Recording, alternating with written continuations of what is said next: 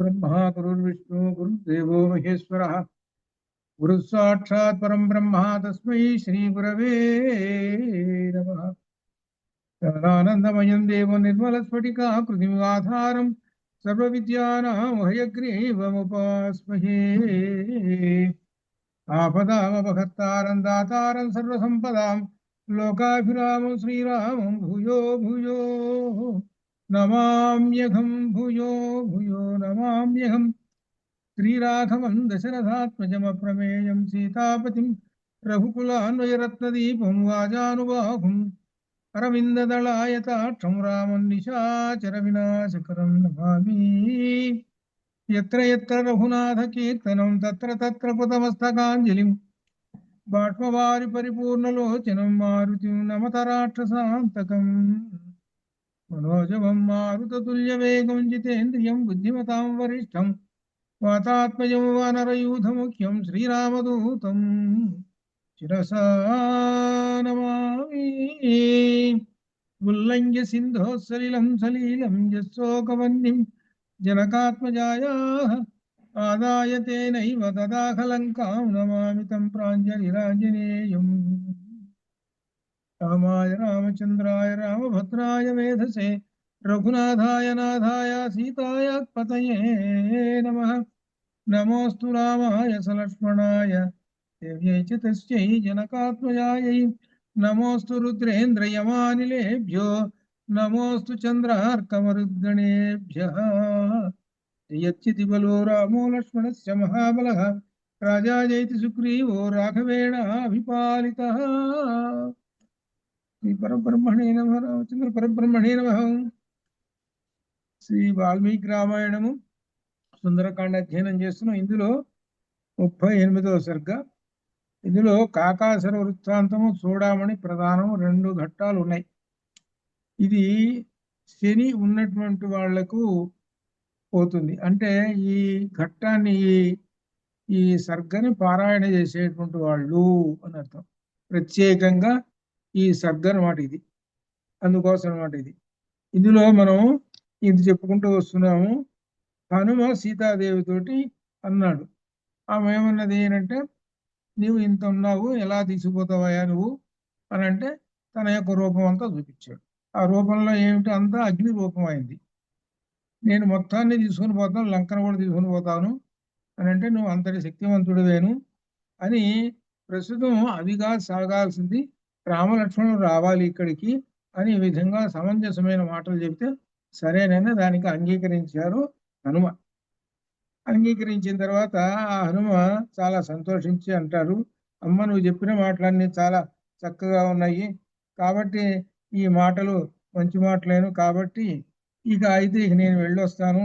అయితే మాత్రం నాకు ఆనవాలుగా నాకేమన్నా ఇవ్వు అంటే, నేను తీసుకొచ్చి ఇచ్చాను కదా అంగుళీయకము, మరలా అక్కడికి వెళ్ళిన తర్వాత మళ్ళీ ఆయన అడిగితే నేనేం చెప్పాలి? కాబట్టి నాకు ఒక అభిజ్ఞ అంటే గుర్తు, ఏదైనా ఒక వస్తువు నాకు ఏదైనా ఇవ్వు అని అడిగాడు. అడిగితే అప్పుడు సీతాదేవి 11వ శ్లోకం నుంచి మొదలు పెడుతుంది. ఇది అసలు ఘట్టం. అక్కడ 11వ శ్లోకంలో ఉవాచ వచనం మందం బాష్ప ప్రగ్రథితాక్షరం ఇదం శ్రేష్టం అభిజ్ఞానం బ్రూయాః త్వం తు మమ ప్రియం. బాష్ప ప్రగ్రథితాక్షరం, ఆ పదాలు కూడా ఎట్లా ఉన్నాయో చూడండి. బాష్ప ప్రగ్రథితాక్షరం. బాష్ప అంటే కన్నీటితో, కన్నీరు ఒక్కొక్క బిందువు కింద పడుతున్నది. ఆమె చెబుతున్నది ఒక ఘట్టం. ఆ ఘట్టం చెబుతుంటే అదన్నీ గుర్తుకొచ్చేసి దుఃఖం వచ్చింది ఆమె. ఆ దుఃఖంలో ఒక్కొక్క నీటి బిందువు, కన్నీటి బిందువు పడుతుంటేట అదిట గ్రథిత అక్షరం. ఆ ఒక్కొక్క నీటి బిందువు ఒక్కొక్క అక్షర రూపము దాల్చుతున్నదా అన్నట్లున్నదిట అదిట. ఇప్పుడు ఆమె చెప్పేటువంటి విషయం అంత గొప్ప విశేషం. ఈ కథ చెబుతున్నదే, ఇది ఎవరికీ తెలియదు, రెండో కంటికి తెలియదు, మా ఇద్దరికే తెలుసు. మేము ఎవరికి చెప్పలేదు, మేము మా తల్లికి చెప్పలేదు, అట్లనే ఆయన ఇంకెవరికి చెప్పలేదు, వాళ్ళ అమ్మకి చెప్పలేదు, ఎవరికి చెప్పలేదు. మా ఇద్దరిలోనే ఉన్నది, రెండో వాళ్ళకి తెలియదు. ఇప్పుడు అప్పుడు జరిగినటువంటి ఘట్టము ఇప్పుడు ఆమెకి బాష్పములు వస్తున్నాయి. ఆ ఘట్టాన్ని గుర్తు చేసుకొని చెబుతున్నది. ఒక్కొక్క కన్నీటి బిందువు ఒక్కొక్క అక్షరము రూపుదాల్చి చెబుతూ ఉన్నది అని చెబుతూ, ఇదం శ్రేష్టము అభిజ్ఞానం, ఇది శ్రేష్టమైనటువంటి అభిజ్ఞానము గుర్తు నేను చెబుతున్నటువంటిది. ఈ అభిజ్ఞానాన్ని రామచంద్రమూర్తికి నీవు బ్రూయాహ, త్వం బ్రూయాహ, నీవు చెప్పుము. నేను చెప్తున్నటువంటి ఈ విషయాన్ని ఆయన గారికి, స్వామి వారికి చెప్పవయ్యా అని ఈ విధంగా మొదలుపెట్టింది. ఏమిటి?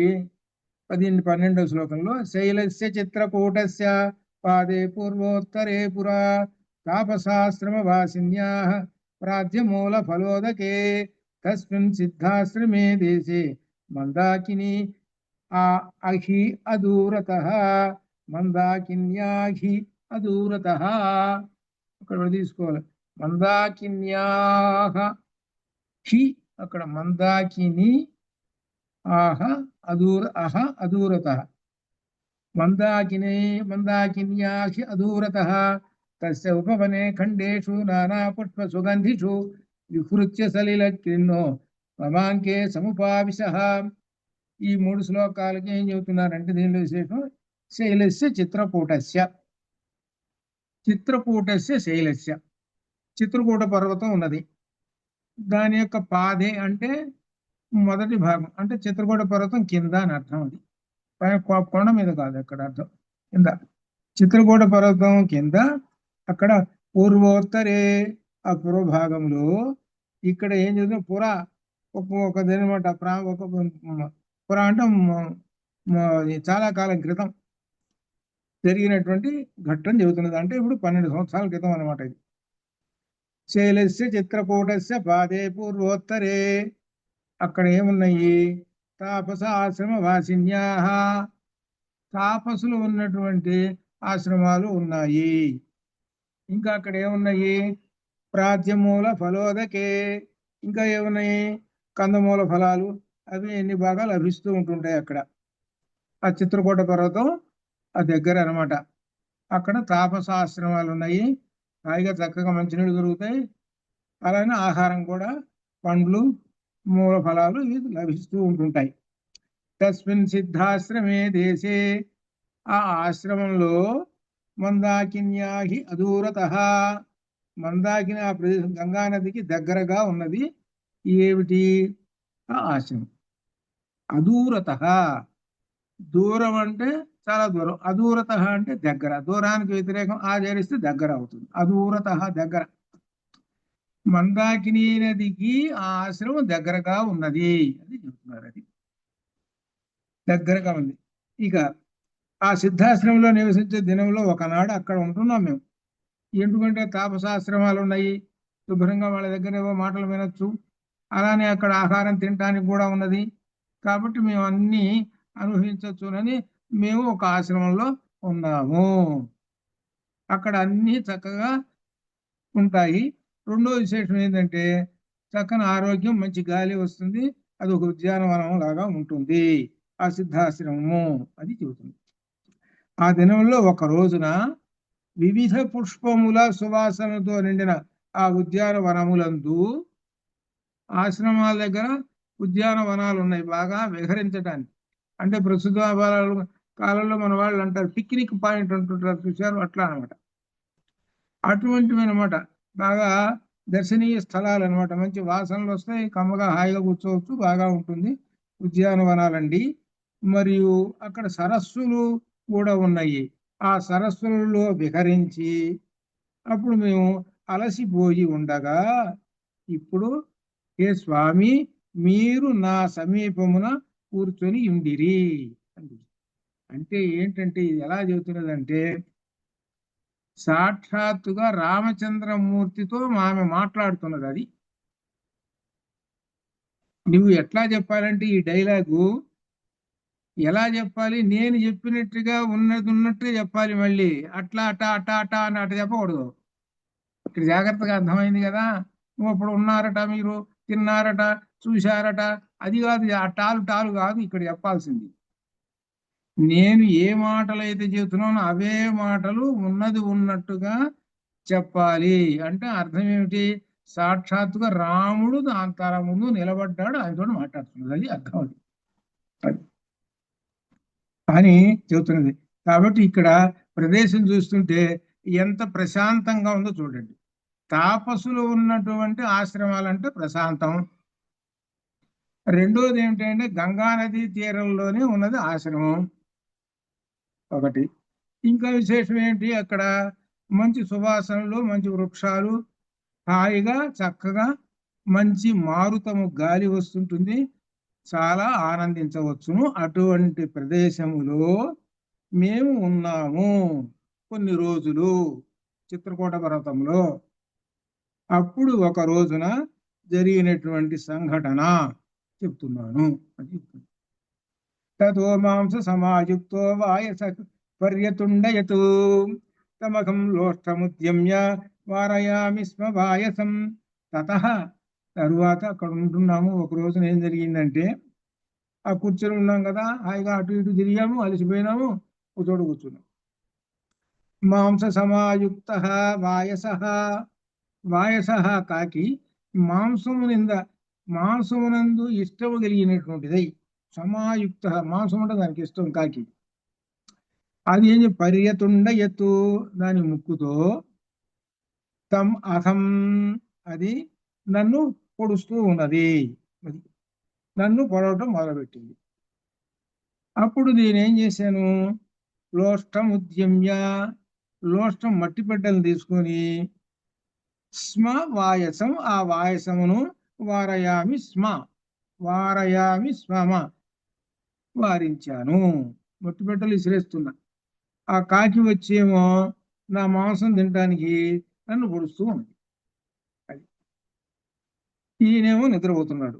నా ఊళ్ళో ఆ తలకాయ పెట్టుకొని శుభ్రంగా హాయిగా ఈయన నిద్రపోతూ ఉన్నాడు. అది ఇప్పుడు ఈయన ఏం జరిగింది అనమాట? ఈ కాకి వచ్చి పడదు. ఇక అప్పుడు చెబుతున్నది 16లో, దారయన్ స చ మాం దారయన్ అంటే పొడుస్తూ ఉన్నది. అది చీలుస్తున్నది, ఇంకా పొడవటం, ఇంకా ముక్కుతోటి పొడుస్తూ ఉన్నది. మాం నన్ను, కాకహ ఆ కాకి, తత్రైవ పరిలీయతే పొడుస్తూ, తత్ర అక్కడనే, పరిలీయతే దాక్కుంటుంది. చకాచక రెండు పోట్లు పొడుస్తుంది, పోయి కనపడకుండా ఏ చెట్టు చాటునో ఎక్కడ దాక్కుంటుంది. ఎందుకు? మట్టిపెట్టలు విసిరేస్తున్నది కదా. అది కాకి లక్షణం. ఇది తర్వాత సచాపి ఉపారమత్తు, ఈ విధంగా నన్ను వదలకుండా మళ్ళీ వస్తుంటుంది, పొడుస్తుంది, దాక్కుంటుంది, పోతుంది. మాంసాత్ భక్షార్థి, నా యొక్క మాంసమును భక్షార్థి, తినుట యందు ఆసక్తి కలిగినదై, బలిభోజన, బలిభోజన అంటే అర్థం ఏమిటంటే బలిభుక్కు అంటే కాకి అని అర్థం. బలిభోజన అంటే కాకి అని అర్థం. ఈ కాకి నా మాంసం యందు ఆసక్తితో ఉండి నన్ను వదలకుండా పొడుస్తూ ఉన్నది.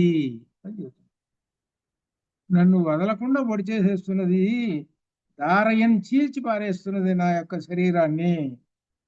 ఇది భక్షార్థి మాంసాత్, మాంసమును తినాలనేటువంటి అర్థి, అర్థి అంటే కోరిక కలిగినటువంటిది నన్ను పొడుస్తూ ఉన్నది. ఇంకా ఆ సందర్భంలో ఏం జరిగింది చెబుతున్నది 17లో. ఉత్కర్షంత్యాం, ఉత్కర్షంత్యాం చ రశనాం, రశనాం అంటే మొలనూలు, అదొకటి. ఉత్కర్షంత్యాం ఆ మొలనూలు, అవి ఉత్కర్షంత్యాం జారిపోతూ, వృద్ధాయ మై పక్షిణి, ఈ విధంగా నాకు వడ్రాణాలు జరిగిపోతున్నాయి. ఆ విధంగా వస్త్రం కూడా జారిపోతుంది, పై పైట ఉంటుంది కదా, అది జారిపోతున్నది, వడ్రాణాలు జారిపోతున్నాయి. మరి తట్టుకోలేం కదా. అప్పుడు నాకు మయి పక్షిని క్రుద్ధాయాం, మయి నాకు పక్షిని ఆ కాకి యందు క్రుద్ధాయాం కోపం వచ్చింది.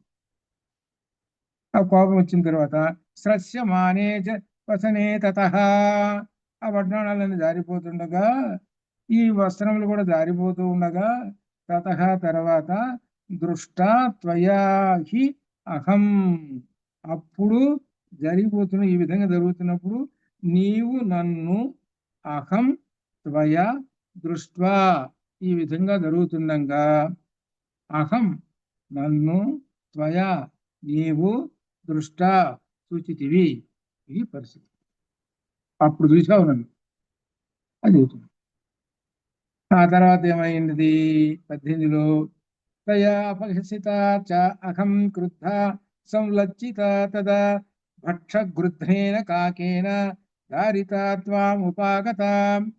తయా అపహసిత చ అహం, కాకిపై నాకు కోపంగా ఉన్న నన్ను చూచి పరిహసించావు. అంటే కాస్త చిరునవ్వు నవ్వుతున్నావు. కాకి మీద కోపం వచ్చేటప్పటికి నన్ను చూసి చిరునవ్వు నవ్వుతున్నావు. నేను సిగ్గు చెందాను. ఆహారము కొరకు కాకి నన్ను పొడవగా నేను నీ దగ్గరకు వచ్చింది. అంటే నేను ఒక చోట కూర్చున్నాను, అది పొడుస్తుంటుంటే అప్పుడేమో నేను నీ దగ్గరకు వచ్చేసాను. అది పొడుస్తుంటుంటే అంటే అర్థం ఏంటి? కాకి పొడుస్తుంటే పరిగెత్తుకుంటూ వచ్చి నా దగ్గర వచ్చి కూర్చున్నామని కొంచెం ఆ చిరునవ్వు అనమాట. అది ఒక ఇదేనమాట ఇది. కానీ ఆమె బాధ ఏదో ఆమెది. కానీ ఈయన చిరునవ్వు పొందుతున్నాడు. ఆ కాకి పొడుస్తుంటే నా దగ్గరకు వచ్చావు కదా ఇక్కడికి తట్టుకోలేక అన్నట్టుగా అనమాట. అది ఇదేనమాట. తర్వాత ఆసీనస్య జతే శ్రాంత పునరుత్సంగమావిశం క్రుధ్యంతి చ ప్రహృష్టేన త్వయాహం పరిశాంత్విత. అలసిన నేను నీ ఒడిలోకి చేరితి. అలసిపోయినా కదా కూర్చుని అక్కడ, నేను ఎక్కడ కూర్చున్నాను? నీ ఒడిలోకి వచ్చి కూర్చున్నాను. అక్కడ నువ్వు అక్కడ ఏం చేసావు? అక్కడ కూర్చున్నావు లేదా పడుకున్నావు. అక్కడ నా తల నీ ఒడిలో పెట్టి కూర్చున్నాను. కాకిపై కోపంతో నన్ను చూచి నవ్వుచూ ఓదార్చితివి. ఆ కాకి ఏందిలే, కాకి సంగతి పట్టుకోకలే, పొడితే పొడిచిందిలే, ఏం చేస్తాం, పోతే పోయిందిలే, ఏదో అంటారు చూశారు. ఈయన అసలు అన్నిటి మీద దయగలిగినటువంటి వాడు కదా, అట్లా అనమాట. దాంతో కాకి సంగతి పట్టించుకోకలే అని ఏదో 4 మాటలు చెబుతున్నాడు. త్వయా అహం పరిశాంత్విత, త్వయా నీ చేత అహం నేను పరిశాంత్విత బుజ్జగింపబడుతూ ఉన్నాను. అప్పుడు ఇద్దరు ఒక చోట చేరారు. అంత క్రితం ఆమె అక్కడ కూర్చుంది, ఈయన ఇక్కడ కూర్చున్నాడు. ఇద్దరు ఒక చోట చేరారు. కాకి మాత్రం ఎక్కడుంది? ఆ చెట్టు చాటును ఎక్కడో ఒక చోట దాక్కొని చూస్తుంది, సమయం కోసం చూస్తుంది. ఇంకా దాని యొక్క అసలు లక్ష్యం నెరవేరల. అది అందుకని ఉండేది అక్కడ. ఈ 20లో బాష్పూర్ణముఖి మందం చక్షుషి పరిమార్జితి లక్షితాహం త్వయా నాథ వాయసేన ప్రకోపిత. నాథ, కాకి క్రోధము కలిగించగా కన్నీళ్లతో నిన్ను నేత్రములు మెల్లగా తుడుచుకొనొచ్చున్న నన్ను చూచితివి. కాకి కాకి మీద కోపం వచ్చింది, అయినా నాకు కన్నీళ్లు వస్తున్నాయి. అది కాకి పొడిచింది, ఇదిగో నెత్తురిట్ట వస్తున్నది అని నాకు దుఃఖం వస్తున్నది.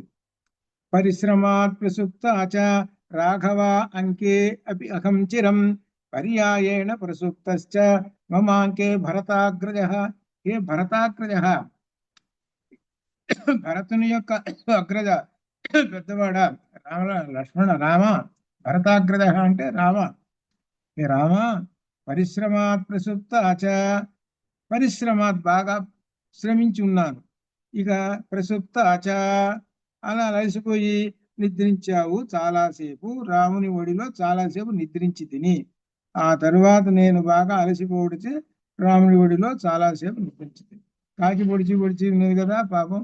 దీంతో పరిశ్రమాలు ప్రసుప్తాచ రాఘవ అంకే అపి అహం చిరం. రాఘవ అంకే, రాముని యొక్క ఒడిలో అహం చిరం చాలాసేపు ప్రసుప్తాచ నిద్రించాను. తర్వాత పర్యాయేణ ప్రసుప్తశ్చ మమాంకే భరతాగ్రజ. తరువాత రాముడు నా ఒడిలో నిద్రించాడు.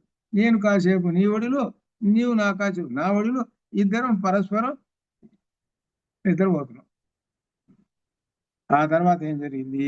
22-23లో సతత్ర పునః ఏవాథ వాయస సముపాగమత్. మళ్ళీ వచ్చాడు వీడు, మళ్ళీ వచ్చేసాడు. వీడు ఎక్కడో చెట్టు చాటు దాక్కున్నాడు, వీడు వచ్చేసాడు. వాయస సముపాగమత్తు స వయస, ఆ వాయసము, తత్ర అక్కడ, పునః మరల, ఏవ అట్లనే, అథ ఆ తరువాత, తతః సుప్త ప్రబుద్ధాం మాం నిద్రపోతున్న నన్ను, రామస్య అంకాత్ సముద్ధితాం రాముని యొక్క అంకమున నిద్రపోతున్న నన్ను. ఇక ఇప్పుడు ఏం జరిగింది? ఇక్కడ రాముని తొడ నుండి లేచిన నా దగ్గరకు వెంటనే వచ్చి నా స్తన మధ్యమును ముక్కుతో పొడిచింది. రాముని తొడ నుండి లేచిన నా దగ్గరకు రాముని తొడ మీద నిద్రపోతున్నాను. ఆ నిద్రపోతున్నటువంటి ఆమెని ఉద్ధితాం లేచాను.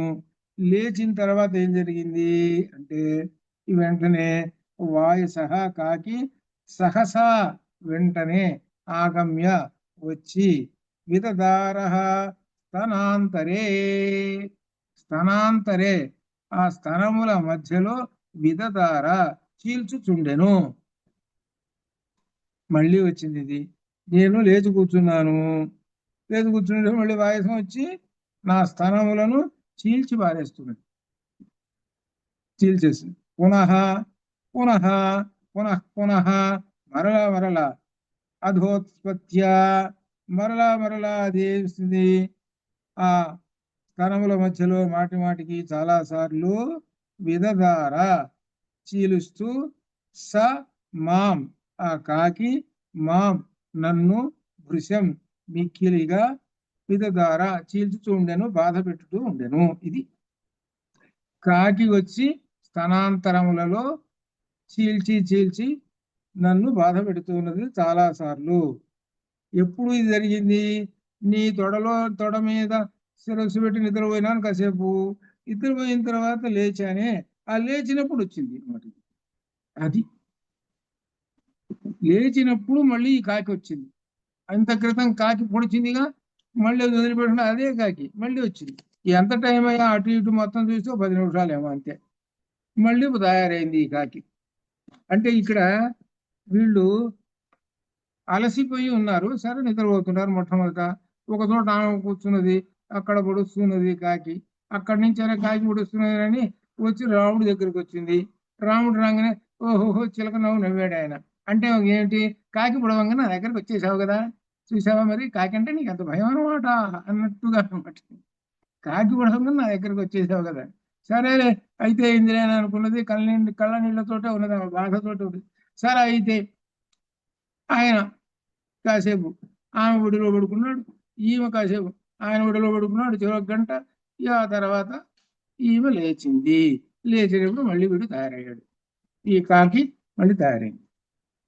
ఈ తయారయ్యి మళ్ళీ గీకుతూ మొదలు పెట్టేసింది. తత సముక్షిప్తో రామో ముక్తై శోణిత బిందుభి వాయసేన తతస్తేన బలవత్ క్లిశ్యమానయా స మయా బోధిత శ్రీమాన్ సుఖసుప్త పరంతపః శత్రువులను తప్పింపజేయువాడు శ్రీరామచంద్రమూర్తి అని ఇక్కడ చెప్తున్నాడు. తతః తరువాత రామః సముక్షిప్త లేచాడు ఆయన. ఇంట్లో ముక్తై శోణిత బిందుభి శోణిత నెత్తుడి బిందువులు ఆయన దేహం మీద పడ్డాయి. అది అంటే ఈమె స్థనాంతరములు చీల్చి పారేసేటప్పటికీ ఆ నెత్తుడు బిందువులు ఆయన శరీరం మీద పడ్డాయి. ఆ విధంగా కాకి నన్ను బాధించుచుండగా వాయసేన బలవత్క్లిశ్యం వాయసేన కాకి చేత బలవత్తరముగా నన్ను కష్టపెడుతూ ఉండగా, అనగా చీల్చుతూ ఉండగా, బాధించుతుండగా అప్పుడు ఆయన ఏం చేశాడనమాట, స మయా బోధిత శ్రీమాన్ ఆ శ్రీమాన్ రామచంద్రమూర్తి సుఖసుప్త నిద్రించుతున్నటువంటి ఆ రామచంద్రమూర్తి నిద్ర నుండి లేచి ఎలా లేచాడయ్యానంటే, రక్త బిందువులు ఎప్పుడైతే తన ముఖం మీద పడుతున్నాయో ఏమిట్రా ఈ తడి అని అనుకున్నాడు. ఏమిట్రా ఈ తడి పడుతున్నది ఏమిటి, ఇక్కడ చినుకులు పట్టడం ఏమిటి అని ఇటు చూసుకుంటే ఎర్రంగా ఉన్నాయి. ఆమె స్థనముల నుండి రక్త బిందువులు టకా పడిపోతున్నాయి. అప్పుడు నిద్ర నుండి మేల్కొల్పాను. ఇక లేవయ్యా, నా చూసుకో వీడెంత గందరగోళం చేస్తున్నాడు. రాముని నిద్ర నుండి సుఖసుప్త శ్రీమాన్ పరంతపః స మయా నా చేత బోధిత అంటే ప్రేరేపింపబడెను, లేపాను. ఈయన నిద్రపోతున్నాడు, ఆయన మీద నెత్తురు బిందువులు పడుతున్నాయి. ఇదిగో వీడి ఇట్లా గందరగోళం చేస్తున్నాడు. లేని తట్టి లేపింది. అది ఇట్లా అనమాట లేపింది. శ్రీమాన్ పరంతప తతః సముక్షిప్తో రామో ముక్తై శోణిత బిందుభిః వాయసేన తతస్తేన బలవత్క్లిశ్యమానయ సమయ బోధిత శ్రీమాన్ సుఖసుప్త పరంతపః. పరంతపః శ్రీమాన్ శ్రీరామచంద్రమూర్తిని మయా బోధిత, నా చేత బోధిత లేపించబడిన వాడై, అనగా నేను నిద్ర నుండి మేల్కొల్పి తిని. ఇక అప్పుడు ఆయన లేచాడు. ఇక్కడ ఒక మాట వేశాడు, పరంతప అనే మాట. రాబోయేటువంటి అసలు ఉన్నది వీడికి వడ్డనానని, ఎవడికి? ఈ కాకివాడికి. అనగా ఏంది? పరంతప అంటే శత్రువులను తప్పింపజేయువాడు. అనగా అర్థం ఏమిటనమాట? వీడు ఈ శత్రువు, వీడికి మూడింది వీడికి. అందుకు ఇప్పుడు దాకా వేయలేదా ఆ విశేషణం, ఇప్పుడు వేశాడు. ఇప్పుడు పరంతప శత్రువులను తప్పింపజేసేటువంటి ఆ రామచంద్రమూర్తి ఇక లేచాడు. సమాం దృష్ట్వా మహాబాహు. మహాబాహు ఇక్కడ విశేషం. మహాబాహు అంటే బాగా 10 మీటర్లు పొడుగుందని గా చెయ్యి. ఆ బాహువులో మహాశక్తివంతమైన శక్తి ఉంటుంది. అది అది దాన్ని మహాశబ్దానికి అర్థం. అది మహాబాహు అని. వితున్నాం స్తనయో తదా ఆసీవిష ఇవ క్రుద్ధః శ్వసన్ వాక్యమభాషత. సమాం సహ రామచంద్రమూర్తి మాం నన్ను మహాబాహు రామచంద్రమూర్తి దృష్ట్వా చూచి వితున్నాం నా యొక్క గాయం చూస్తున్నాడు. ఈ స్తనముల మీద గాయాలు ఇవన్నీ చూస్తున్నాడు. ఎక్కడున్నాయి? స్తనయోహో, 2 స్తనముల మధ్యలో గాయాలు చూస్తున్నాడు కదా. అప్పుడు ఆసీవిష ఇవ క్రుద్ధ, అది ఇక్కడ కావాల్సింది వాడికి. అదే వాడికి ఎవడు? కాకాసుడికి. అది ఆసీవిష ఇవ క్రుద్ధ. ఆసీవిష క్రుద్ధ అనంటే సర్పములాగా కోపాన్ని పొంది. సర్పం బుసగొడుతుంటుంది ఎట్లయితే కోపం, అట్లా అంటే పడుకున్న సర్పాన్ని అట్లా లేపితే అది ఏం చేస్తుంది? ఒక్కసారి కాటేస్తుంది. అది అర్థం. శ్వసన్ ఆ రామచంద్రమూర్తి నిట్టూర్పులు కూడా నేర్చి ఈ విధంగా వాక్యం అభాషత, ఈ వచనాన్ని రామచంద్రమూర్తి అంటున్నాడు. ఏన వై నాగనాసోరు, ఏ సీతాదేవి స్తనాంతరమును గాయపరిచిన వీడెవడు? విక్షతం వై తనాంతరం కక్రీడతి సరోషేణ. ఎవడు వీడు కోపముతో నన్ను 5 తలల సర్పముతో ఆడుకుంటున్నాడు? ఇక్కడ టైం పడుతుంది ఏమిటి? అందుకనే ఈ సర్గ శని దోషానికి ఇది ఇక్కడున్నది చెబుతున్నాడు రామచంద్రమూర్తి. ఏమంటున్నాడు? ఏ సీతాదేవి నీ స్తనాంతరములను ఈ ఏండు కోపంతో గీకి పారేస్తున్నాడే, గాయపరుస్తున్నాడే, ఎవడు వీడు? వీడు ఎవరితో ఆడుతున్నాడో తెలుసునా? 5 తలల సర్పముతో ఆడుకుంటున్నాడు వీడు. ఎవడు వీడు? ఎవడు 5 తలల సర్పముతో ఆడుకుంటున్నాడు? ఎవడు వీడు? అది 5 తలల సర్పం ఉంటుంది. అది ఇప్పుడు రాబోతుంది ఆ సర్పం కాసేపట్లో. ముక్తావిత్రుమహేమ నీలధవళ ఛాయేముఖే తీక్షణై యుక్తామిందు నిబద్ధరత్న మకుటాం తత్వార్ధవర్ణాత్మికం గాయత్రీం వరదాభయాం కుశగసా శుభ్రం కపాలం గదాం శంఖం చక్రముధారవింద యుగళం హస్తైర్వహంతీం భజే. గాయత్రీమాత. గాయత్రీమాతకు చూసారా బొమ్మ ఎప్పుడన్నా? మాధవ్ చూసి ఉంటుందేమో. ఏంటి? మాధవికి తెలుసు కాబట్టి చెబుతుంది. మిగిలిన వాళ్ళు చెప్పమంటే చెబుతారా? ఏమన్నా నమ్మకం లేదు. అందరు చూడరు కదా. అది బ్రాహ్మణులు ఎవరైనా ఉంటే చెప్తే సరే నయమే. వాళ్ళకి వాళ్ళకి తెలియాలి అసలు. కాబట్టి వాళ్ళే మర్చిపోయినారు, ఇంకేం చేస్తాం. గాయత్రి మాతకి 5 శిరస్సులు ఉంటాయి. అదే యుక్తావిద్రుమ హేమనీల ధవళ ఛాయి ముఖ తీక్షణి యుక్తావిందు నిబద్ధ. గాయత్రి మాత ప్రతిరోజు చెప్పాలి. గాయత్రి మాతకి పుష్పంలో కూర్చుంటుంది అమ్మవారు. కూర్చొని 5 తలాల శిరస్సులు ఉన్నటువంటి అమ్మవారు అనమాట. ఆ గాయత్రి మాతయే బ్రహ్మాస్త్రము. రాముడే బ్రహ్మాస్త్రము, రాముడే గాయత్రి, రాముడే ఈ బ్రహ్మాస్త్రము. ఇది అసలు. పంచభక్త్రేణ భోగిన, భోగిన అంటే పాము. అంటే ఇక్కడ అర్థం ఏంటి? 5 తలల పాముతో, 5 తలల పాముతో ఆడుకుంటున్నాడు ఎవడు? వీడు. ఈయన కోపం వచ్చింది. అందుకనే రామచంద్రమూర్తి కోపం రాకుండా ఉండేదాకా ఉండండిరా, వచ్చిన తర్వాత ఇక బతకడు రానని. ఎవడు బతకడు ఇంకా. సరే. వీక్షమాణః తథా తం వైవాయ సంసముదైక్షత నఖై స రుధిరైః తీక్ష్ణైః మామేవ అభిముఖం స్థితం. తర్వాత రాముడు నలుదిక్కులా చూచి రక్తంతో నిండిన వాడి గోళ్ళు గల కాకి, వాడి గోళ్ళు అన్ని రక్తంతో నిండిపోయింది. ఆ కాకి ఎదుటిగా నిలిచి ఉండటం, ఎదురుగ్గా నిలబట్టాట పై. ఎవరు? ఈ కాకిట రామచంద్రమూర్తికి ఎదురుగ్గా నిలబట్టాట. ఊరే చస్తావురా నువ్వు అన్న సంగతి వీడికి తెలియదు.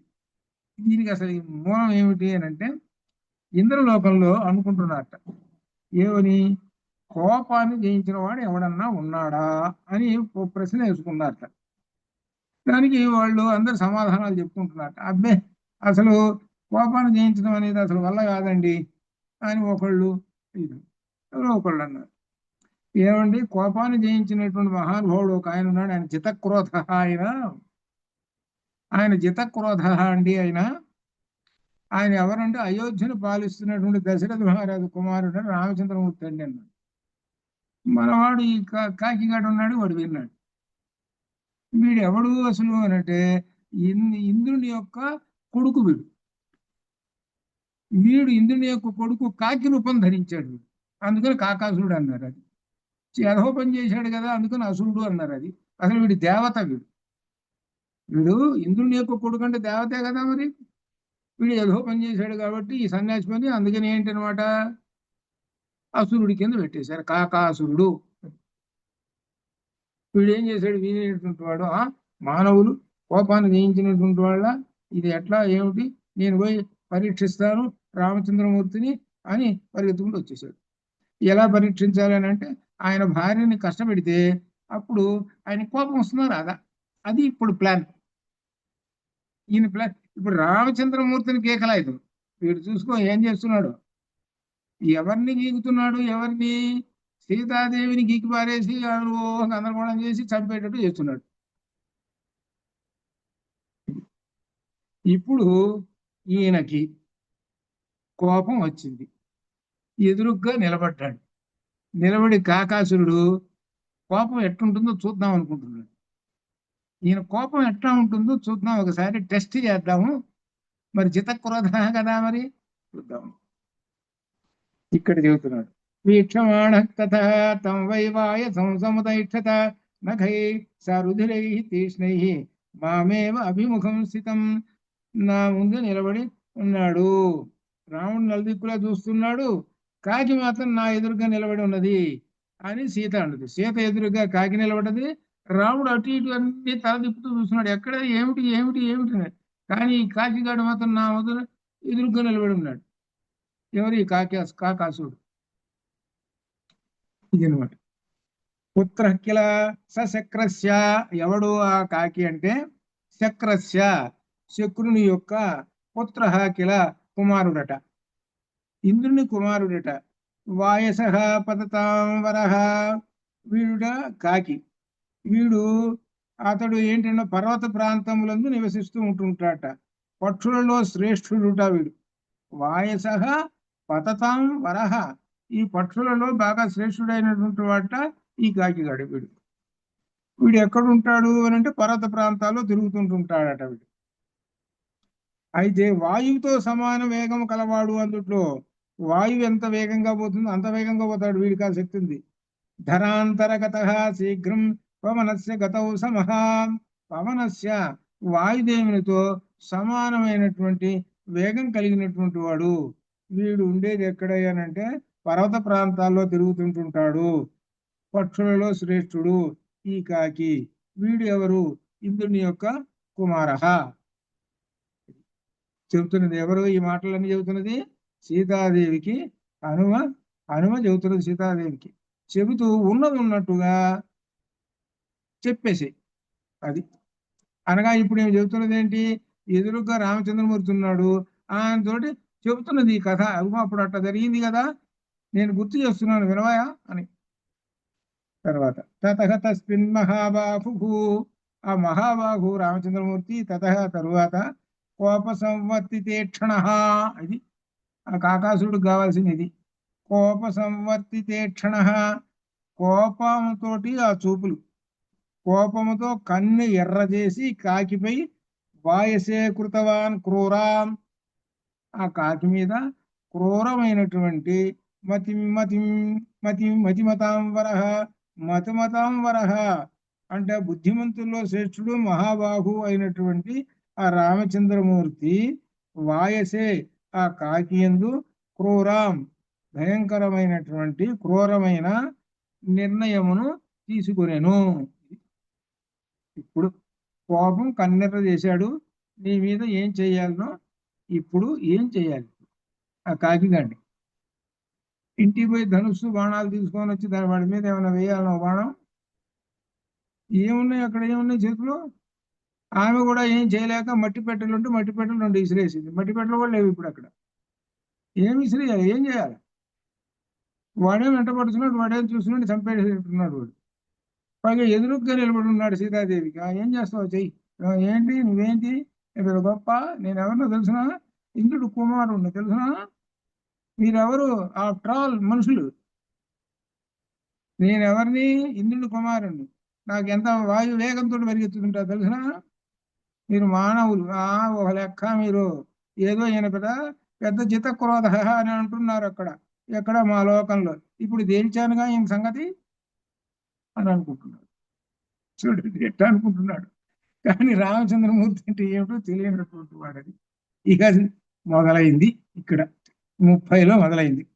సదర్భం సహ రామచంద్రమూర్తి దర్భం సంస్థరాత్ గృహ్య, వాళ్ళు పడుకున్నటువంటి దర్భల చాప ఉంది, ఆ చాపల నుంచి దర్భం ఒక దర్భను తీసుకొని బ్రాహ్మేణ అస్త్రేణ యోజయతు, బ్రహ్మాస్త్రాన్ని మంత్రించి వేసేసాడు.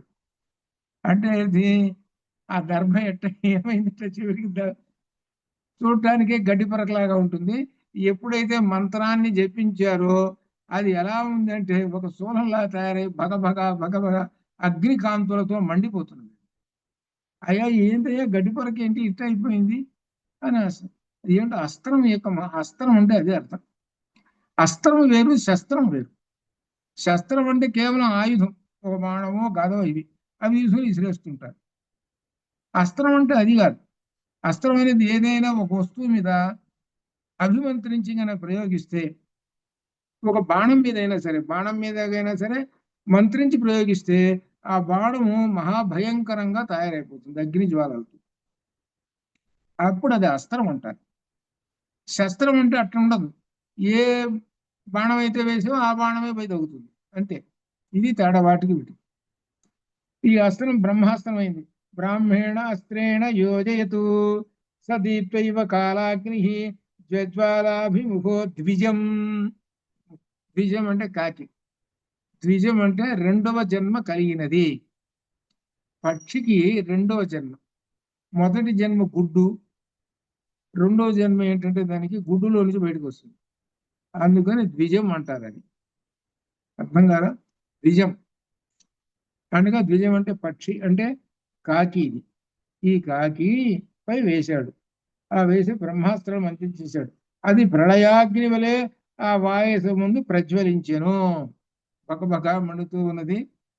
ఇక ఆ తర్వాత ఏం జరిగిందో ఇక చూసుకోండి. బ్రాహ్మేణ అస్త్రేణ ప్రయోజయత్, అందుకని బ్రహ్మాస్త్రం ఉంది ఆయన దగ్గర. ఆ బ్రహ్మాస్త్రాన్ని ప్రయోగిస్తాడురా అనేటువంటి ఈ జ్ఞానం ఉంటేనే వీడికి ఏముందిలే, మానవులు ఒక లెక్క, అందులో ఈయన కోపం జయించిన వాడు అని అంటున్నారు కదా.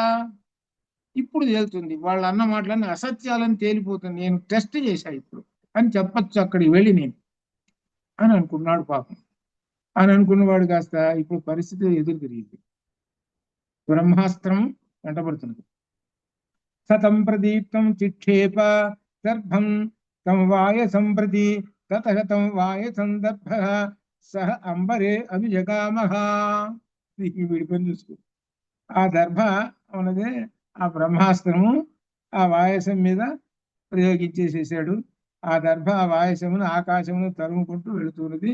ముందేమో కాకి పరిగెత్తుతున్నది, ఆ వెంటేమో బ్రహ్మాస్త్రం వస్తున్నది. అనగా ఈ కాకి వాయువేగం ఉంది కదా, దీనికి పరిగెత్తున్నది. మరి ప్రాణం అనేటప్పటికీ రక్షించుకోవాల్సి వచ్చేసరికి ఎలా ఉందో చూసుకోండి దీని పని. అందుకని ఏంటంటే మహాత్ములను పరీక్షించటానికి ఎవరైనా సరే ఏ విధంగా ప్రయత్నించారో మీ గతి ఇంతే, అదే అర్థం. అది మహాత్ముల్ని పరీక్షించాలని అనుకుంటారట. పరీక్షించాలనుకునేటప్పటికి నీ గతి అంతే. నువ్వు ఎంత వాడివైనా సరే ఇంతే గతి. అట్లా అనమాట. అందుకని ఈయనట ఒక రాజుగారు ఏం చేశాడనంటే, ఆయన విష్ణుమూర్తి మీద పెద్ద భక్తుడు. విష్ణుమూర్తిని గురించి పెద్ద గొప్ప భక్తుడు ఆయన. ఏకాదశి వ్రతాలు ఉంటాడు. ఆ విధంగా ఏకాదశి వ్రతం ఉన్నాడు. ఏకాదశి వ్రతం ఉన్న తర్వాత ఏకాదశి అయిపోయింది, ద్వాదశి వస్తుంది కదా. ద్వాదశి రాగానే ద్వాదశి పారాయణ చేయాలి. అంటే ద్వాదశి రాగానే ఏం చేయాలి? భోజనం చేయాలి. భోజనం చేయకపోయినా ముందు మంచినీళ్ళు తాగాలి. దీనిలో లక్షణం అది. ఏకాదశి వ్రతం ఉన్నవాళ్ళు ఏకాదశి అయిపోయి ద్వాదశి రాగానే ఒక గ్లాస్ మంచినీళ్ళు తాగాలి. చేస్తే అప్పుడు ఏకాదశి వ్రత ఫలం దక్కుతుంది. అట్లా అయితే ఆ ద్వాదశి రోజున ఎవరన్నా వచ్చారనుకో అతిథులు, ఇంకా మహాపుణ్యం, వాళ్ళకి అన్నం పెట్టి వీళ్ళు తినాలి. అట్లా అయితే ఈ దగ్గరికి దుర్వాసుడు వచ్చాడు ఈ రాజుగారి దగ్గర. ఈ రాజుగారు దుర్వాసుడు వచ్చి ఎందుకు వచ్చాడు? పరీక్షించుదాం అనుకున్నాడు. అబ్బా, ఈయన యొక్క శక్తి ఎట్టుందో చూడాలి. ఆహా అని దుర్వాసుడు అంటే మహాకోపం కదా, ఆయన అంటే అందరూ భయపడతారు కదా అని అనుకున్నాడు. పాపం రాజుగారి దగ్గరికి వచ్చాడు. అయా నేను వచ్చాను అతిథిని అన్నాడు. అయా సరే, మీకు భోజనం పెట్టి అప్పుడు తింటాను. ద్వాదశి పారాయణ. ఈయన ఏం చేశాడు? పొద్దున్నే ఆ ద్వాదశి రోజున నేను గంగానది పోతున్నాను, మునుగుతాను, మునిగి వచ్చి స్నానం చేసి వస్తాను, అప్పుడు అన్నం తింటాను అన్నాడు. సరేనండి అన్నాడు. సరే, ఈ రాజుగారు చూస్తున్నాడు. ద్వాదశి వచ్చేసింది, ఈ స్వామి రాలేదు. అక్కడ ఇంక మునుగుతూ కూర్చున్నాడు, అక్కడే కూర్చున్నాడు. ఏం చేద్దామండి, ఏం చేయమంటారండి అని రాజుగారు ఈ మంత్రులను అడిగాడు. మరి ఎంతసేపు రాలేదు, ద్వాదశ పారాయణ కదా, మరి ఏం చేయాలి? మరి ద్వాదశ ఫలం దక్కాలి కదా, ఏం చేయాలంటే వాళ్ళు ధర్మశాస్త్రం అంతా చూసి ఏం పర్వాలేదండి, ఒక గ్లాస్ మంచినీళ్ళు తాగండి అన్నారు. సరే, మంచినీళ్ళు తాగండి. అయిపోయిన తర్వాత మరో క్షణంలో ఈ దుర్వాసుడు వచ్చాడు.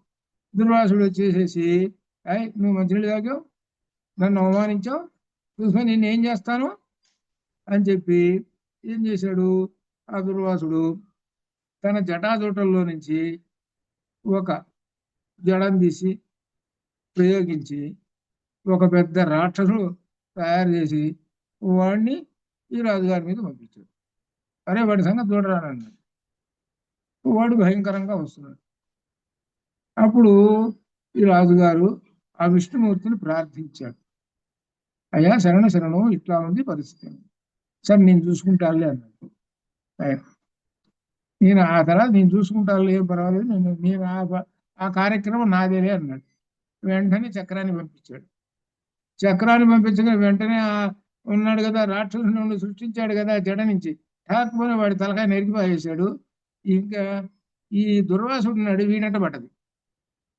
ఇక దుర్వాసుడికి పని ఉందండి, ఇంకా ఇక చెప్పే పని లేదు. ఇక పరిగెత్తుతున్నాడు దుర్వాసుడు పరిగెత్తుతున్నాడు. ఎంత కోపిస్తూ, తర్వాత శాపాలు పెట్టడంలో నెంబర్ 1, మహాకోపిస్తూ. ఇంకేం చేస్తున్నాడు? ఇంకా ఏమి పరిగెత్తున్నాడు, చేతిలో దండం కాసపోతున్నది, అవి పోతున్నాయి, ఇవి పోతున్నాయి. ఇక బర్రగా పరిగెత్తుకుంటూ శివుడి దగ్గర పరిగెత్తాడు. అయ్యా చచ్చున్నాను, వెనక వస్తుంది, నా వల్ల కాదు. ఆ చక్రాన్ని ఆపడం నా వల్ల కాదు, శివుడి దగ్గరికి పోయి. సరే, ఆ తర్వాత ఎక్కడికి పోయి బ్రహ్మదేవుడు అంతకన్నా నా వల్ల కాదు, నీ చావు నువ్వు చావు అంటున్నారు వాళ్ళు. చివరికి బ్రహ్మదేవుడు అన్నాడు, విష్ణుమూర్తి దగ్గర పో, ఆయనదే కదా ఈ చక్రం, కాబట్టి ఆయన దగ్గరికి పోతే ఆయన ఆపుకుంటాడు అన్నాడు. అనేటప్పటికి విష్ణుమూర్తి దగ్గరికి వెళ్ళాడు. అయ్యా విష్ణుమూర్తి, నీది చక్రం, నీ చక్రం నువ్వు తీసుకో. అది నాదేం కాదయ్యా, నా అధీనంలో లేదు ఇప్పుడు అది, దానికి అధీనం నేను కాదు అన్నాడు. నేనేమి కూడా ఏమీ చేయలేదు. అయ్యా ఎట్లా చచ్చిపోతాను, కాసేపట్లో ఇంకో నరికి పారేస్తుంది. అది ఎవరి ఆధీనంలో ఉందో తెలిసిన ఇప్పుడు ఆ రాజుగారి ఆధీనంలో ఉంది. ఆ రాజుగారు ఆగు అంటే ఆగుతుంది, లేకపోతే లేదు, నీ సాగు నీ సాగు అనేటప్పుడు దుర్వాసు పరిగెత్తుకుంటూ వచ్చి ఈ రాజుగారి కళ్ళ మీద పడ్డాడు, ఒక బోర్లో పడ్డాడు. అయ్యా శరణు శరణు, రక్షించు రక్షించు అనేటప్పటికి అప్పుడు ఆ రాజుగారు ఆ విష్ణుమూర్తిని ప్రార్థించి, అయ్యా ఆయన మహర్షి కదా రక్షించుకుంటే అప్పుడు ఆ చక్రం వెనక్కి పోయింది. ఈ రాజుగారు అంబరీషుడు. దీనిలో భాగవతంలో ఉన్న కథ. ఎందుకనంటే అటువంటి మహాత్ముల్ని, విష్ణు భక్తుడు అందులో ఎవరు, అంబరీషుడు విష్ణు భక్తుడు, ఆయన మహాభక్తుడు. ఆయన్ని పరీక్షించాలని ఈ పిచ్చి వేషాలు వేస్తే ఆ పెద్దవాళ్ళు ఎవరైనా సరే వాళ్ళకి తగిన గుణపాఠం జరుగుతుంది అని చెప్పారు. వీడు కాకాసురుడు ఇంద్రుడు కొడుకు కదా, శక్తులన్నీ ఉన్నాయి కదా, మరి వీడికి ఇంద్రుడు కొడుకు కదా అంటే శక్తులు ఉన్నాయి కదా, వాయువేగంతుడు పరిగెత్తుంటాడు కదా, శక్తులు ఉన్నాయి కదా, వాళ్ళ నాయన దగ్గర పో, మీ నాయన దగ్గర పోయి అదిగో వస్తున్నది, నన్ను రక్షించున్నాను. వాళ్ళ నాయన కూడా ఏమన్నాడు, నా వల్ల కాదు బాబోయ్, ఆ బ్రహ్మాస్త్రం అందులో, రామబాణం అందులో, నీ చావు నువ్వు చావుకోనన్నాడు. అది చివరికి వచ్చి అందరు ఏం చెప్పారనమాట, అయ్యా రాముని శరణు వేడుము, రాముని శరణు వేడితే నువ్వు బతుకుతావు లేదు చస్తావు. త్వరగా పరిగెత్తుకుంటూ కాకాసురుడు పరిగెత్తుకుంటూ వచ్చి రామచంద్రమూర్తి కాళ్ళ మీద పడ్డాడు. రామచంద్రమూర్తి కాళ్ళ మీద పడేటప్పటికి ఆ బ్రహ్మాస్త్రాన్ని నాకు అన్నాడు. అయితే అప్పుడు ఏమన్నాడు రామచంద్రమూర్తి, బ్రహ్మాస్త్రాన్ని ప్రయోగించినప్పుడు దానికి ఎంతో కొంత ప్రసాదం పెట్టాలి. అర్థంగా ప్రసాదం ఏంటో తెలిసిన, నీ శరీరంలో ఏదో ఒక భాగం ఇవ్వాలి, ఇస్తే దానికి తృప్తి పడుతుంది. మరి నీ ఇష్టం ఏ శరీరం ఏది ఇస్తావు. రెక్కలు ఇస్తేనేమో చస్తుంది, అసలు పోలేదు. కాలిస్తే కుదరదు, కాలు ఎట్లా దాగాలి. అందుకని ఆయనే చెప్పాడు, ఒక కన్ను ఇవ్వులే. 2 కళ్ళల్లో ఒక కన్ను ఇచ్చేసింది. ఈ బ్రహ్మాస్త్రం ఒక కన్ను తీసేసుకుంది. ఇక దానికి ఒక కన్నే ఉంది, ఏది ఆ కాకి. అందుకని అప్పటి నుంచి కాకిని ఏకాక్షి అంటారు. అది ఇంత విశేషమైన మాట ఇది. వాడి చివరికి కొని తెచ్చుకున్నాడు అని అర్థం, ఓ కన్ను పోగొట్టుకున్నాడు. ఈ పిచ్చి వేషాలు వేయవాకంటరా మీరు, పెద్దవాళ్ళ దగ్గర ఈ పిచ్చి వేషాలు వేయవాకంటరా అని ఒక ఉదాహరణ కూడా చెప్తున్నారు ఇది అనమాట. సరే, ఇప్పుడు ఆ బ్రహ్మాస్త్రాన్ని ప్రయోగించేసేసాడు ఆయన. బ్రహ్మాస్త్రాన్ని ప్రయోగించేసేటప్పటికి ఇక బ్రహ్మాస్త్రం వెంటబడ్డది, వీడు పెరుగుతున్నాడు. ఇక ఆ దర్భ వాయసం వెంటబడుతున్నది, వివిధ గతుల్లో ఎగురుతూ తప్పించుకొస్తూ ఇక సమస్త లోకాలు సంచరిస్తున్నది. అది ఒక లోకమా, ఇంద్రలోకం, బ్రహ్మలోకం, విష్ణులోకం, రుద్రలోకం, సూర్యలోకం, చంద్రలోకం, తిరుగుతూనే ఉన్నది ఎవరు రక్షిస్తారని. అనుసృష్టతదా కాకోజకామ వివిధాంగతిం త్రాణకామ త్రాణకామ ఇమం లోకం సర్వం వై విచచారః స పిత్రాచ పరిత్యక్తః. తండ్రి వదిలేసేసాడు. నువ్వు ఎదవ వేషాలు వేసావు, ఇక పైగా ఇక నా దగ్గరకు వచ్చావు, నువ్వు బుద్ధి లేదు వాడు. స పిత్రాచ పరిత్యక్తః సురైశ్చ సమహర్షిభిః త్రీన్ లోకాన్ సంపరిక్రమ్య తమేవ శరణం గతః. ఆ తండ్రి కూడా వదిలేసేసాడు, దేవతలు మహర్షులు అందరూ కూడా వదిలేసేసారు, మా వల్ల కాదు. చివరకు రామునే శరణు పొందినది, తమేవ శరణం గతః, తమేవ శరణం గతః. ఇందులో ఒక విశేషం, రామాయణంలో అంతా ఏముంటుందంటే శరణాగతి ఉంటుంది. రామాయణం అంతా అంతే, శరణాగతి. శరణు ఎవరైతే పొందారో వాళ్ళందరూ కూడా క్షేమంగా ఉంటారు. అది అది దీనిలో అంత మొదటి నుంచి చివరి దాకా అదే కనపడుతుంటుంది. ఇప్పుడు ప్రాణాల మీదకి వచ్చేటప్పటికి వీడికి తమేవ శరణం గత. ఆ అదే విషయం మనకు గీతలో కూడా శరణం వచ్చింది కదా. శరణం గీతలో కూడా అది వచ్చింది అనమాట. అది ముఖ్యమైనటువంటి గీత కూడా చెప్పేది శరణాగతి. అది అన్ని శరణాగతి. ఎవరికి శరణాగతి? ఆ పరమాత్మకు శరణాగతి. అది అర్థం అని చెబుతూ ఇక్కడ సతం నిపతితం భూమౌ శరణ్య శరణాగతం వధార్హమపి కాకుస్థ కృపయా పర్యపాలయతు.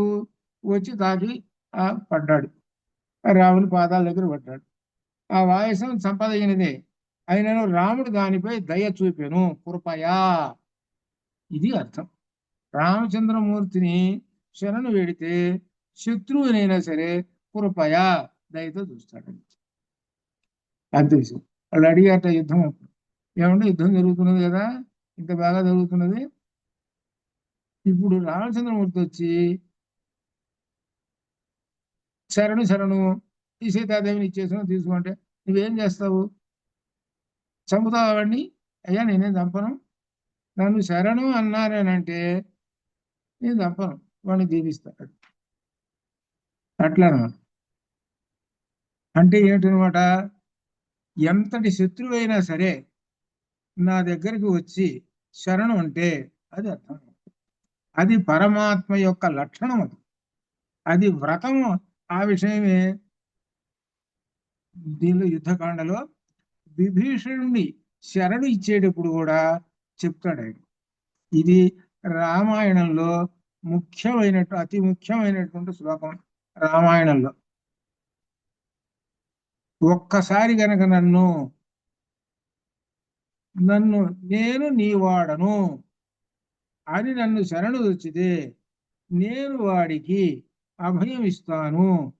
అభయం సర్వభూతేభ్యో ఏతద్ వ్రతం మమ అన్నది.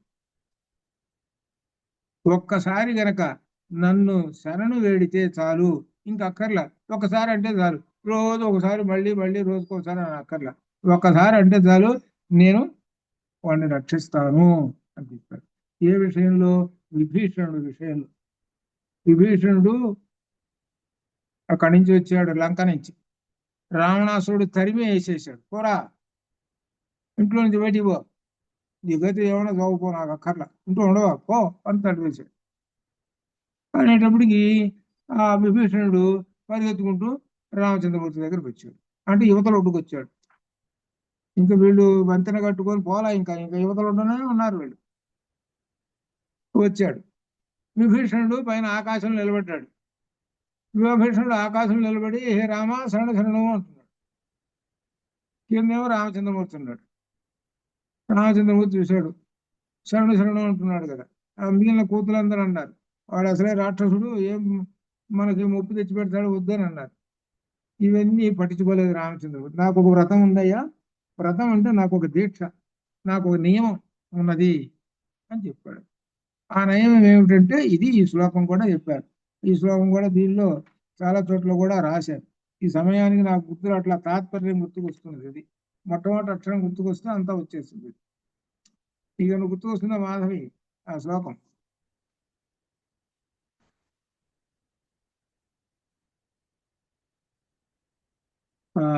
సరే పోనీలే. అది రెండో లైన్ నాకు గుర్తుకొచ్చింది అనమాట. సరే కానీ ఏతద్ వ్రతం మమ అభయం సర్వభూతేభ్యో ఏతద్ వ్రతం మమ అని చెప్పేసి అలా అనమాట. ఒక్కసారి కనుక నేను నీ వాడను అని అంటే అది అనమాట. అట్లా ఇది. అట్లనే ఇక్కడ కూడా శరణాగతి ఇక్కడికి వచ్చింది. ఎవరు? ఈ కాకాసురుడు. ఈ కాకాసురుడికి శరణు ఇచ్చేసేసాడు. ఎవరు? రామచంద్రమూర్తి ఇచ్చేసేసి సరే ఇప్పుడు జరిగిందని చెబుతున్నది 35లో. పరిద్యూనో విషణ్ణంచ స స తనూయాంతం అబ్రవీతు.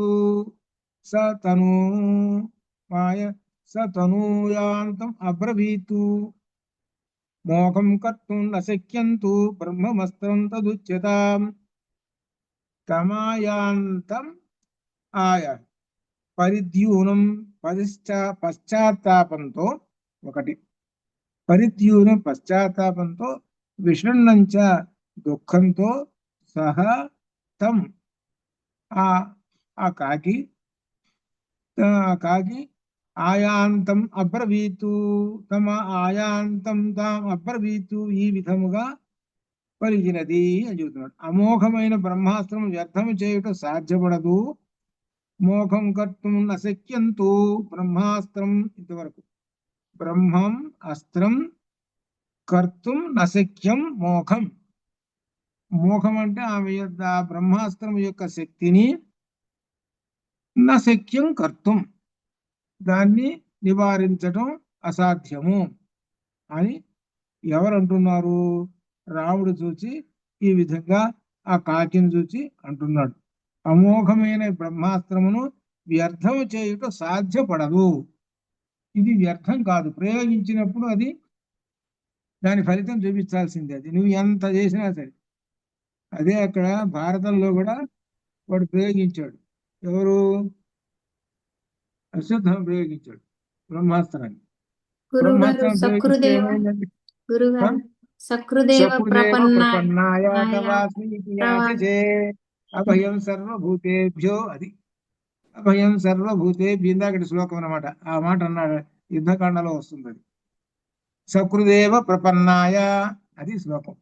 సకృదేవ ప్రపన్నాయ తవాస్మి ఇది యాచతే సర్వం. ఇక్కడ ఈ విధంగా అనమాట. ఇటువంటి శ్లోకాలు రామాయణంలో అత్యంత ప్రధానమైన శ్లోకం ఇదే, శరణాగతికి చెప్పేది. అట్లా ఇక్కడ శరణాగతి ఇచ్చాడు. ఇక్కడ ఏం చెబుతున్నాడంటే అమోఘమైన బ్రహ్మాస్త్రం వ్యర్థం చేయడం సాధ్యం. ఇదే భారతంలో కూడా ఆ అశ్వత్థామ బ్రహ్మాస్త్రం ప్రయోగించేశాడు. బ్రహ్మాస్త్రం ప్రయోగించేసరి పాండవులు కదా, అర్జునుడు మళ్ళీ బ్రహ్మాస్త్రం ప్రయోగించి దాన్ని నివారించాడు. బ్రహ్మాస్త్రం మళ్ళీ వాళ్ళని ఏం చేయకుండా, కానీ ప్రయోగించే బ్రహ్మాస్త్రం ఏం చేస్తుందంటే కొద్ది గొప్ప ఏదో ఒకటి దాని యొక్క శాఖ చూపించాల్సిందే. ఆ శాఖ ఎట్లా చూపించింది అని అంటే అది ఉత్తర గర్భంలో ప్రవేశించింది. ఉత్తర గర్భంలో ప్రవేశించి ఆమెకు జన్మించబోయేటువంటి కొడుకు పరీక్షిత్తుని చంపేసింది. పొట్టలోనే చచ్చిపోయినాడు. అది తర్వాత కృష్ణుడు వచ్చాడు, తర్వాత బతికిచ్చాడు. సరే, తర్వాత కథ ఏంటంటే బ్రహ్మాస్త్రం యొక్క శక్తి ఏమిటంటే ప్రయోగించకూడదు. అది ప్రయోగించారా ఈ నీ మాట కూడా విందాం, ఏదో పని చేసి తీరాల్సింది ఇంకా. అందుకని బ్రహ్మాస్త్రం తొందరగా ప్రయోగించదు. అదనమాట. తర్వాత 36 హినస్తు దక్షిణాక్షిత్వతో శత ఇత్యథసో అబ్రవీతు తస్యాక్షి కాకస్య హినస్తి స్మ స దక్షిణం దత్వా స దక్షిణం నేత్రం ప్రాణేభ్యో పరిరక్షిత. అప్పుడు ఈ దర్భ అంటే ఈ దర్భ కదా, ఈ బాణం ఏది, ఈ అస్త్రం ఆ కుడి కన్నును హింసించింది అంటే పీకి పారేసింది.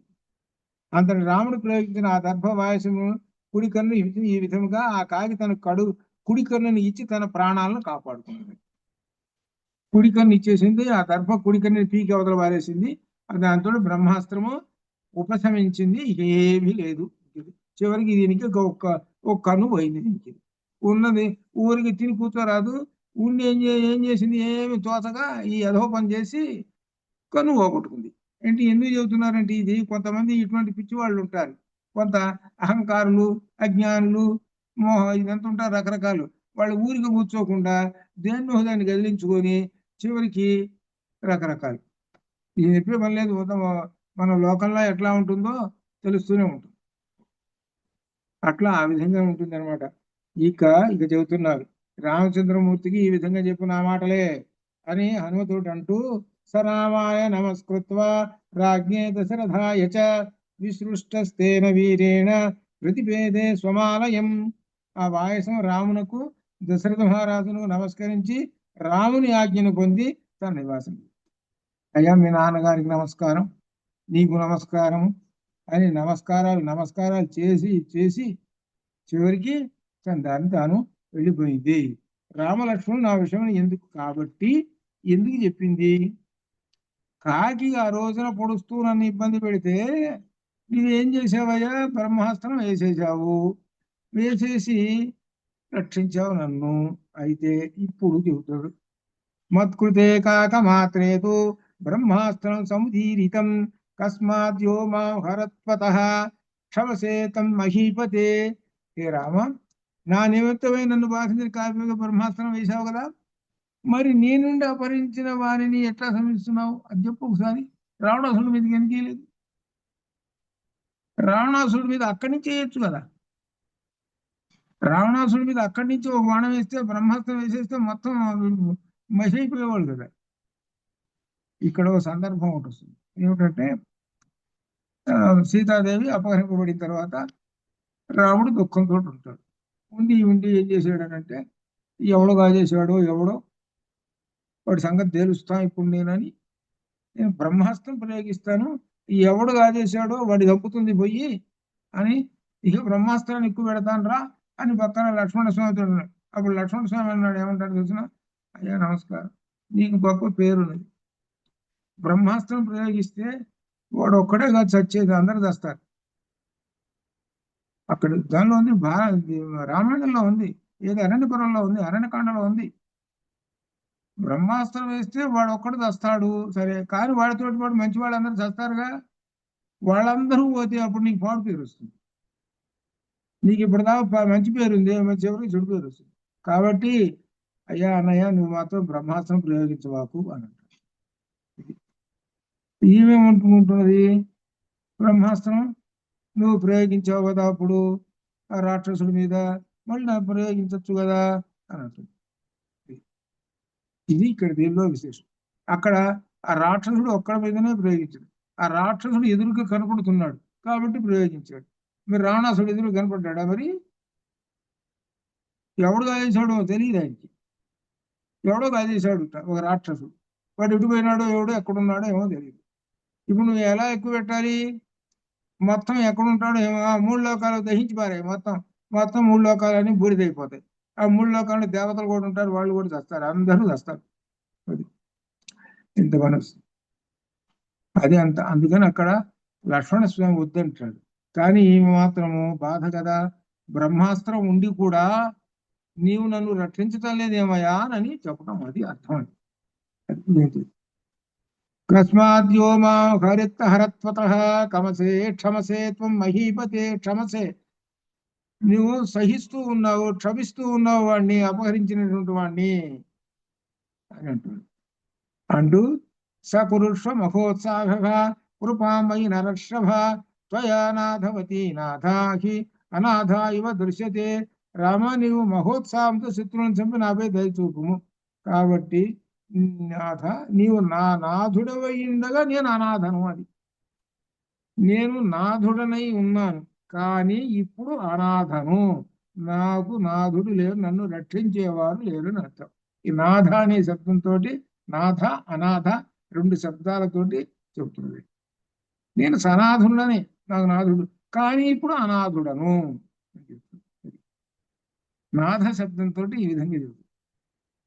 అనుశంసం పరో ధర్మ త్వత్త ఏవ మయా శృతః జానామి త్వాం మహావీర్యం మహోత్సాహం మహాబలం అపార పారమక్షోభ్యం గాంభీర్యాత్ సాగరోపమం భర్తారం స సముద్రాయ ధరణ్యా వాసవోపమం. దయ అన్నిటికంటే ఉత్తమమైన ధర్మమని నాకు మీరే చెప్పారు కదా. మహాపరాక్రమం మహోత్సవం మహాబలము కలవాడవు, నిన్ను ఎవ్వరూ తెలుసుకొనలేరయ్యా హే పురుషోత్తమా అని అర్థం. నిన్ను అర్థం చేసుకోలేరు ఎవరు, నిన్ను ఎవరు క్షోభ పెట్టలేరు. నీవు గాంభీర్యంలో సముద్రముతో సమానుడవు, సముద్ర వలయిత భూమండలానికి రాజువు, దేవేంద్రునితో సమానవు. నిన్ను గూర్చి ఈ విషయములన్నీ నాకు తెలుసు, నాకంత నువ్వు గొప్పవాడు అన్నీ తెలుసు, కానీ అట్లా బాధ కలుగుతూ ఉన్నదయ్యా హే రామచంద్ర అంటున్నది. అని చెబుతూ ఏవమస్త్రమిదాం శ్రేష్ఠ సత్యవాన్ బలవాన్ అభి కిమర్థమస్త్రం రక్షస్సు ప్రయోజనయసి రాఘవ. ఇంతటి పరాక్రమవంతుడు, అస్త్రవేత్తవు, సత్యవంతుడు, బలవంతుడు అయి ఉండి కూడా రాక్షసుల మీద ఎందుకు అస్త్ర ప్రయోగం చేయవెందుకు? ఏది మళ్ళీ అనా నాకు శంక కలుగుతుంది, ఎందుకు రాక్షసుల మీద వేసేస్తే సరిపోతుంది కదా, అక్కడి నుంచి ఒక బాణం. నువ్వు అంత గొప్పవాడని నాకు తెలుసు, మరి ఎందుకు నువ్వు చేయటం లేదు? ఇక్కడ ఒక విశేషం ఉంది, ఎందుకు చేయటం లేదు? పురుషోత్తమ రామ పురుషోత్తమ అంటే పరబ్రహ్మస్వరూపం. పరబ్రహ్మస్వరూపానికి అంతా ఆయనలో ఉంటారు. అందరూ ఆయన మనుషులే. అందరూ ఆయన మనుషులే. ఇక్కడ ఒక విశేషం ఉంది. రామరావణ యుద్ధంలో రావణాసురుని ఎలా దింపాడు ఆయన? కానీ అక్కడ ఒక గొప్ప విశేషం ఉంది.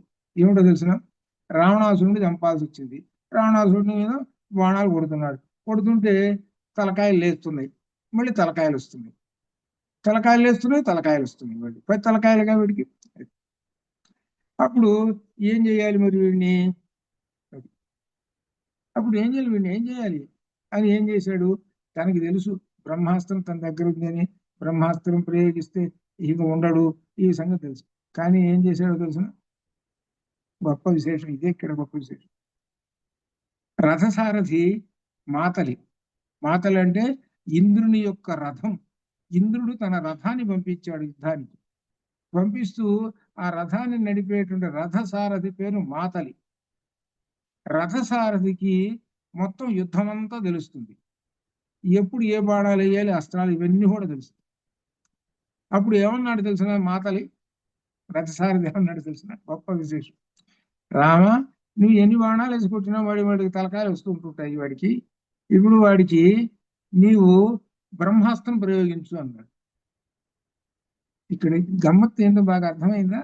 తన మీద పెట్టుకోవాలి. పాయింట్ అది. ఇది రామాయణంలో గొప్ప విశేషం. తన మీద పెట్టుకోకుండా. ఎందుకంటే రావణాసురుడు అనేటువంటి వాడు ఎవరు?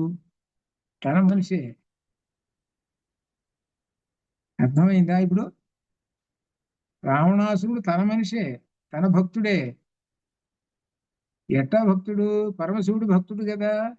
ఈయన ఎవరు? ఆయనే కదా, శివకేశు అభేదం కదా, పురుషోత్తమ కదా ఈయన. పురుషోత్తమ అన్న శివ ఇదంతా ఒకటే కదా, ఒకటే రూపం కదా. కాకపోతే అక్కడే శివరూపం అని అంటాడు అంతే. ఒకటే కదా, తన భక్తుడే కదా. తన భక్తుడిని ఎలా చంపాలి నేను?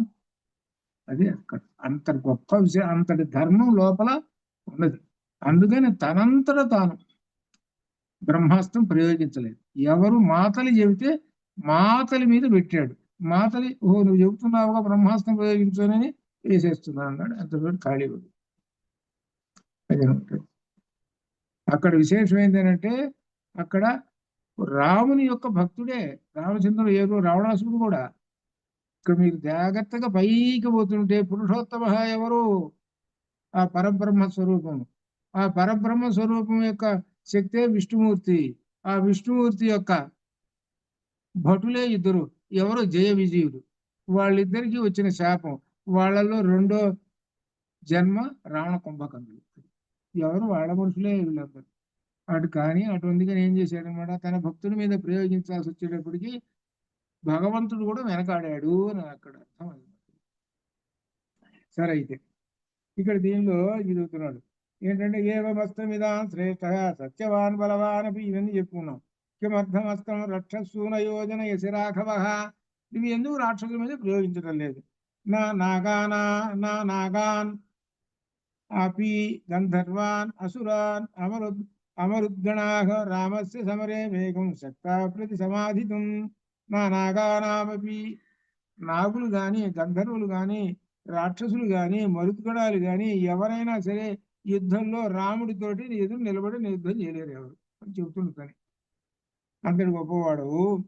తస్య వీర్యవత కశ్చిత్ యద్యస్తి మయి సంభ్రమః కిమర్థం న శరైతేష్ణైక్షయం నయతి రాక్షసాన్. పరాక్రమవంతుడైన రాముడు నా యందు ఏమాత్రం తొందర ఉన్నచో రాక్షసులను ఎప్పుడో చంపేసేసేవాడు. కానీ ఎందుకు చేయటం లేదు. భ్రాతురాదేశవాదాయ లక్ష్మణో వా పరంతపః కస్య హేతో నమా వీరః పరిత్రాతి మహాబలః. మహాబలుడైన లక్ష్మణుడు కూడా అన్నగారి ఆజ్ఞను పాటించి నన్ను ఎందుకు రక్షించటం లేదు అని చెబుతున్నాడు. అన్నగారి ఆజ్ఞని తీసుకొని అని వదిలా అన్నాడు. మరి ఏమిటో, మరి ఏదో ఉండి అసలు. లేకపోతే లక్ష్మణుడు ఊరుకుండేవాడు కాదు అసలు. లక్ష్మణుడు వెంటనే పరిగెత్తుకుంటూ వస్తాడు. కానీ లక్ష్మణుడు కూడా ఆగాడంటే ఏదో ఉండి అన్నగారి ఆజ్ఞ కోసం ఉన్నాడు.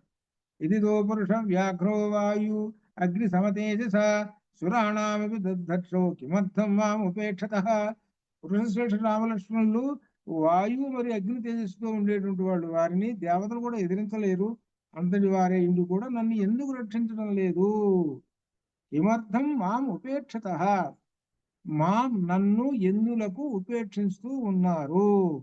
వాళ్ళు సురాణామపి, దేవతలను కూడా ఎదిరించగలుగుతారు. వాయు అగ్ని సమతేజస, వాయు అగ్నులతో సమానమైన తేజస్సు కలిగినటువంటి వాళ్ళు, పురుష వ్యాఘ్రులు, పురుష శ్రేష్ఠులు, అంతటి వారు ఎందుకు నన్ను రక్షించడం లేదు?